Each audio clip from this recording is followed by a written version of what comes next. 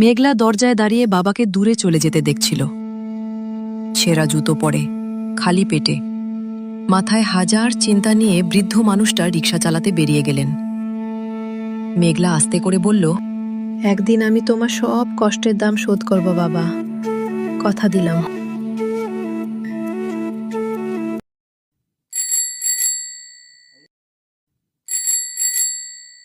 রিকশা, রিকশা, কোথায় যাবেন বাবু?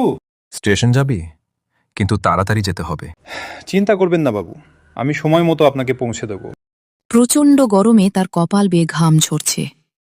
তবুও প্রাণপণে প্যাডেল চালিয়ে যাত্রীকে গন্তব্যে পৌঁছে দিলেন। ভাড়া পেলেন মাত্র 40 টাকা। টাকাটা পকেটে রেখে মনে মনে বললেন, আর কয়েকটা ভাড়া পেলেই আজ মালার খাতা কিনতে পারবো।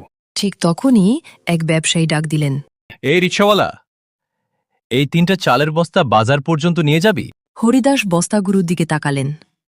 প্রতিটি বস্তা এত ভারী যে তুলতেই কষ্ট হচ্ছে। তবুও হাসি মুখে বললেন, আসুন বাবু, তুলে দিন। একাই কাঁধে করে একের পর এক ভারী বস্তা রিকশায় তুললেন। ওজনের চাপে রিকশা টানতেই হাঁপিয়ে উঠলেন।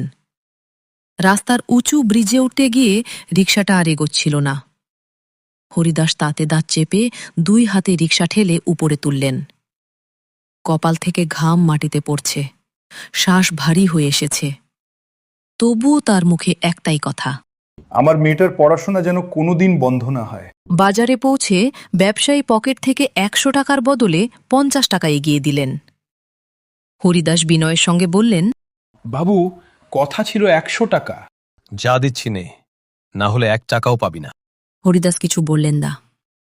চুপচাপ 50 টাকাটা নিয়ে পকেটে রাখলেন। নিজের অপমানের চেয়ে তার কাছে মেয়ের বই কেনাটা অনেক বেশি জরুরি। দুপুর গড়িয়ে বিকেল। সকালের পর থেকে তিনি এক ফোঁটা পানি ছাড়া কিছুই খাননি। একটি চায়ের দোকানের সামনে দাঁড়িয়ে পকেট থেকে টাকা বের করলেন। চা খাবেন নাকি মেয়ের জন্য একটি কলম কিনবেন? কিছুক্ষণ চুপ করে দাঁড়িয়ে থেকে পাশের স্টেশনারি দোকানে ঢুকে বললেন, দাদা, 10 টাকার একটা ভালো কলম দাও, আমার মেয়ের পরীক্ষা আছে। কলমটা হাতে নিয়ে তার মুখে তৃপ্তির হাসি ফুটে উঠল। আজ মালা খুব খুশি হবে।